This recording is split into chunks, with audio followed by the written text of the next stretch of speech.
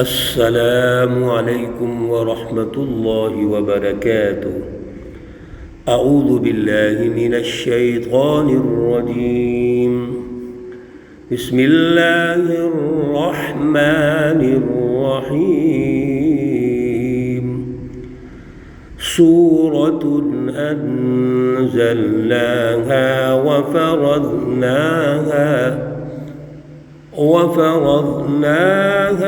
وأنزلنا فيها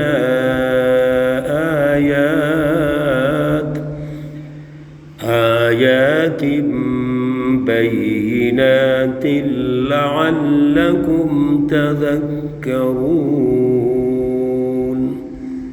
صدق الله العلي العظيم۔ اللهم صل على سيدنا ومولانا محمد النبي الأمي وعلى آله وأصحابه وبارك وسلم وصل عليه۔ معزز سامعین و سامعات، الحمدللہ ہم نے پچھلے درس پر سورۃ النور مکمل کی تھی۔ آج ہم کوشش کریں گے اس سورہ مقدسہ کے 2 حصے ترتیب دیں اور ان دونوں حصوں کے علیحدہ علیحدہ جو مضامین ہیں ان کو ہائی لائٹ کریں، ان کو نمایاں کریں۔ سورۃ النور یہ 64 آیات اور 9 رکوعات پر مشتمل ہے۔ آج ہم کوشش کریں گے پہلے جو 4 رکوع ہیں ان کے مضامین کو ہم ہائی لائٹ کریں، نمایاں کریں۔ یقیناً وقت مختصر ہوتا ہے، صرف ہم مضامین کو، عنوانات کو نمایاں کریں گے، ہائی لائٹ کریں گے۔ تفصیلات ماشاءاللہ آپ دروس میں سن چکے ہیں۔ سب سے جو پہلی آیت مقدسہ ہے سورۃ انزلناها وفرضناها، اس آغاز کی سورہ مقدسہ کی جو پہلی آیت ہے، اس میں اللہ رب العزت نے یہ چیز واضح ارشاد فرما دی کہ اس سورہ مقدسہ میں بڑے اہم مضامین ہیں، بڑے اہم قوانین تشکیل دیے جا رہے ہیں، لہذا اس پہ توجہ کی ضرورت ہے۔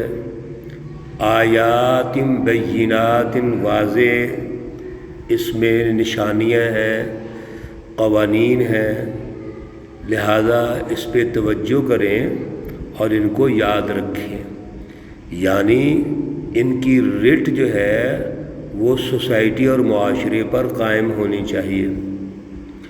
اللہ رب العزت کا یہ بڑا خوبصورت انداز ہے کہ جب بھی اللہ کو اہم عنوان یا موضوع ارشاد فرمانا چاہتے ہوں تو اصل میں ہمیں رہنمائی دیتے ہیں کہ ہم اس پہ توجہ رکھیں اور غور و فکر کرتے رہیں۔ اور سب سے بڑی بات یہ ہے کہ ان قوانین کا محض مقصد سننا نہیں ہے، بلکہ ان کو تو عملی زندگی پر لے کے آنا ہے، ان کی رٹ قائم ہونی چاہیے۔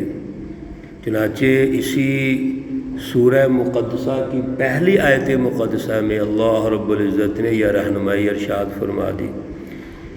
پھر آیت مقدسہ نمبر 2 میں اللہ رب العزت نے حد زنا ارشاد فرمائی ہے کہ معاشرے میں رہن سہن کے جو اصول و ضوابط ہیں وہ طہارت اور پاکیزگی ہے، یعنی ایک سسٹم کے اندر رہتے ہوئے معاشرے میں رہنا ہے، اور بالخصوص مرد اور عورت نے آپس میں کیسے رہنا ہے، اس کا کیا میرٹ اور پروٹوکول ہے۔ اگر وہ میرٹ ہم چھوڑ دیتے ہیں، اس کو زنا کہتے ہیں، تو حد زنا اللہ نے رہنمائی ارشاد فرمائی کہ اس کے کیا قباحتیں ہیں، اور اگر کوئی اس بے حیائی اور زناکاری میں مبتلا ہے تو ان کی سزا کیا ہے۔ پھر اللہ رب العزت نے معاشرے کے اندر کسی پر تہمت لگانا، الزام تراشی کرنا، یہ بہت بڑا جرم قرار دے دیا، تو حد قذف اللہ نے ارشاد فرما دی۔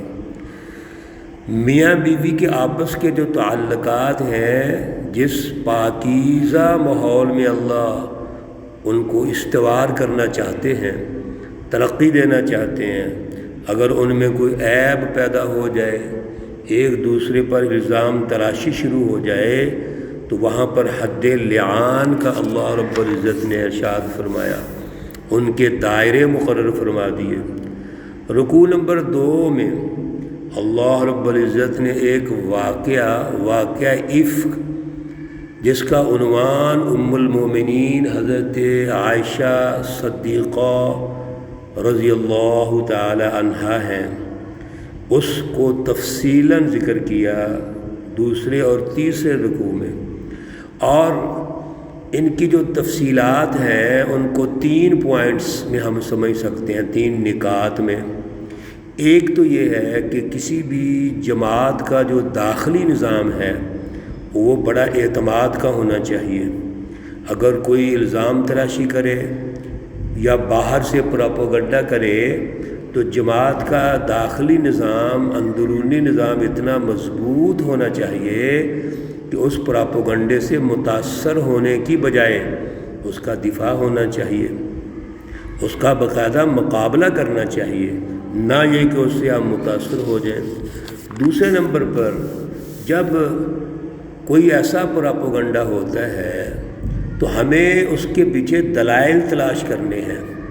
محض پراپیگنڈا سن کر ہم اس کی زد میں آ کے اس کے سیلاب میں بہہ جائیں اور ہم غلط چیزوں کی حمایت کر دیں، اس سے بہتر یہ ہے کہ ہم دلائل پوچھیں، ہم گواہیاں پوچھیں کہ یہ جو الزام آیا ہے اس کے پیچھے اس کا بیک گراؤنڈ کیا ہے، ہمیں اس پر غور و فکر کرنا ہے۔ تیسرا دائرہ اس میں یہ تھا، اللہ رب العزت نے جماعت کے داخلی نظام کے اندر اگر کسی سے کوئی غلطی ہو جائے، کسی وجہ سے پراپیگنڈے کی زد میں آ جائے، لیکن ہے وہ مومن، اندر سے مخلص ہے، لیکن مخالفین کے پراپیگنڈے کی زد میں آ کر استعمال ہو جائیں، تو اللہ رب العزت نے عفو و درگزر سے کام لینے کے لیے حکم ارشاد فرمایا ہے کہ عفو و درگزر سے کام لیں اور ان کی مخالفت نہیں ہونی چاہیے۔ اور پھر سب سے بڑی بات یہ ہے جس ویژن کو سمجھنے کی ضرورت ہے کہ کسی بھی معاشرے کے اندر جو پاکیزہ لوگ ہوتے ہیں ان کی اپنی ایک سوچ ہے، مجلس ہے، رشتہ داری ہے، برادری ہے، فیوچر پلان ہے، تو ہمیشہ فطرتی طور پر جو پاکیزہ مرد ہیں وہ پاکیزہ عورتیں کے ساتھ ہوں گے، جو پاکیزہ عورتیں ہیں وہ پاکیزہ مردوں کے ساتھ ہوں گے۔ اسی طرح خبیث جو کوئی ایسی عورتیں ہیں وہ خبیث مردوں کے لیے ہیں اور خبیث مرد خبیث عورتوں کے لیے ہیں۔ گویا اللہ رب العزت نے وہ فطرتی دائرے متعین کر دیے ہیں جس سے معاشرے کو ہم سمجھ سکتے ہیں۔ اگلے رکوع میں اللہ رب العزت نے آپس میں جو ہمارا میل جول ہوگا، جب کسی کو ہم ملنے جائیں گے، کسی کے گھر جائیں گے، اس کے دائرے کیا ہیں، تقاضے کیا ہیں، تو آیت مقدسہ نمبر 37 پر اللہ رب العزت نے استئذان یعنی اجازت طلب کرنے کا حکم ارشاد فرما دیا، قانون بنا دیا اور اس کے دائرے متعین فرما دیے۔ اور پھر سب سے بڑی بات یہ ہے کہ ہم آپس میں جو محرم رشتے ہیں انہوں نے کیسے رہنا ہے، کون سے دائرے اور تقاضے بنتے ہیں، جو قریبی محرم رشتے ہیں ان کا میل جول کیسا ہونا چاہیے، کیا طریقہ کار ہے۔ اور سب سے بڑی بات کہ اپنی نظر کو ہمیشہ جھکا کے رکھنا ہے، بالخصوص جب ہم کسی عورت کو دیکھیں یا عورت مرد کو دیکھیں تو اس کے پیچھے حیا ہونی چاہیے، اس کے پیچھے پاکیزہ خیالات ہونے چاہیے۔ لہذا جب بھی ہم کسی کو دیکھیں تو پہلی نظر تو ظاہر ہے اٹھے گی، اور ہم دیکھیں گے تو فوراً اپنی نظروں کو نیچے کر لو۔ کتنا خوبصورت اللہ رب العزت کا یہ ارشاد گرامی ہے، رہنمائی ہے، تاکہ اس معاشرے کی پاکیزگی پر حرف نہ آئے۔ لہذا مرد عورت کو دیکھے یا عورت مرد کو دیکھے تو پہلی نظر دیکھ لیا، ظاہر ہے پہچان لیا ہے، اگلی نظر اب فوراً نیچے کر لو، یعنی دل کے اندر حیا پیدا کرو۔ اور معاشرے کے اندر جو محرم رشتے ہیں وہ کون سے ہیں، ان کی تفصیلات اللہ رب العزت نے ارشاد فرما دی۔ غیر محرم رشتوں کی تفصیلات اللہ رب العزت نے ارشاد فرما دی۔ اور پھر سب سے بڑی بات یہ ہے کہ معاشرے میں کوئی بھی نکاح کے بغیر نہیں رہنا چاہیے۔ نکاح یہ فطرتی بنیادی ضرورت ہے، اس کے بغیر معاشرہ آگے نہیں بڑھ سکتا۔ اللہ رب العزت نے انسان کو جو بنایا اس کی تخلیق اور فطرت میں یہ بات رکھی ہے کہ وہ نکاح کے عنوان سے ایک مرد اور عورت ایک بندھن میں اپنے آپ کو جوڑتے ہیں، باندھتے ہیں، ایک معاہدہ کرتے ہیں۔ لہٰذا اس سے کوئی اجتناب نہیں کر سکتا۔ اللہ کا حکم ہے کہ ہر مرد اور عورت کو اس پروسیس سے گزرنا ہے، اسی سے پاک دامنی پیدا ہوگی۔ پاک دامنی اصل میں معاشرے کی روح ہے، طہارت روح ہے، معاشرے کی پاکیزگی روح ہے، اس لیے اللہ رب العزت نے اس کو لازمی قرار دے دیا۔ اور پھر رکوع کے آخر میں پھر وہی الفاظ جو سورہ مقدسہ کے آغاز میں ارشاد فرمائے تھے، وَلَقَدْ أَنزَلْنَا إِلَيْكُمْ آيَاتٍ مُبَيِّنَاتٍ، ہم نے یہ جتنے احکامات، قوانین اور ہم نے دائرے متعین کیے ہیں، یہ دو ٹوک واضح ہم نے ارشاد فرما دیا ہے۔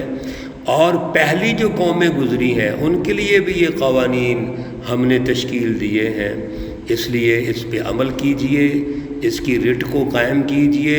وَمَوْعِظَةً لِّلْمُتَّقِينَ، اور کسی بھی مومن سوسائٹی کے لیے، متقین، مومنین، مسلمین اور کامیاب سوسائٹی کے لیے یہ رہنمائی ہے، رہنما اصول ہیں، ان پر عمل کرنا ہے۔ میرے عزیزو، اصل میں ان قوانین کی رٹ قائم کرنی ضروری ہوتی ہے۔ دیکھیے، ہم نے قوانین پہلے بھی دروس میں ڈیٹیل سے سنے، ابھی بھی ہم خلاصہ عرض کر رہے ہیں، لیکن اصل چیز کیا ہے؟ اصل چیز ہے اس کی رٹ کو قائم کرنا، اس کا عملی نظام تشکیل دینا۔ یہ محض قوانین اللہ رب العزت نے ایک کتاب میں جو لکھے ہیں، مقدس قوانین مقدس کتاب میں لکھے ہیں، یہ تو اصل میں فلسفی ہے، یہ اہم ترین ہمارے لیے فلسفی ہے، اور اللہ کی فلسفی مکمل ہے، اکمل ہے، کوئی اس میں عیب نہیں، خامی نہیں، کمزوری نہیں ہے، لیکن ضرورت اس بات کی ہے کہ ہم اس پر عملی نظام تشکیل دیں۔ یہ ہے وہ معاشرہ، وہ سماج جہاں اللہ کے ان قوانین کی رٹ ہوگی تو یہ معاشرہ دنیا میں بھی ترقی کرے گا، آخرت میں بھی ترقی کرے گا، یہ مثالی معاشرہ کہلائے گا۔ اللہ کی یہ ڈیمانڈ ہے، یہ پاکیزہ معاشرہ کہلائے گا۔ اور اگر محض قوانین ہم بیان کرتے رہیں لیکن رٹ نہ ہو، جیسے آج ہمارے معاشرے کے اندر ہے، آج قرآن کی فلسفی اور ہمارا جو عملی نظام ہے معاشرتی، سیاسی، معاشی، وہ بالکل اس میں بہت بڑا خلا ہے، تضاد ہے اس میں۔ فلسفی کچھ اور ہے، عملی نظام کچھ اور ہے، جس کی وجہ سے آج اللہ کی برکتیں اور رحمتیں اٹھ گئی ہیں۔ اس لیے میرے عزیزو، ابھی ہم نے جو خلاصہ عرض کیا ہے، ہائی لائٹ کیے ہیں نکات، مقصد صرف ایک ہی ہے، ہم ان کو سمجھیں، ان کی رٹ کو قائم کریں، اور اگر رٹ نہیں ہے تو غور و فکر کریں۔ اللہ ہمیں غور و فکر کی توفیق اور صلاحیت عطا فرمائے۔ اللہ رب العزت تمام مرحومین و مرحومات کو جنت الفردوس میں اعلیٰ مقام عطا فرمائے۔ اللہ رب العزت تمام بیماروں کو شفائے کاملہ عاجلہ مستمرہ عطا فرمائے۔ ربنا تقبل منا انک انت السمیع العلیم وتب علینا انک انت التواب الرحیم، وصلی اللہ تعالی علی النبی الأمی محمد وعلى آلہ واصحابہ اجمعین برحمتک یا ارحم الراحمین۔ السلام علیکم ورحمۃ اللہ وبرکاتہ۔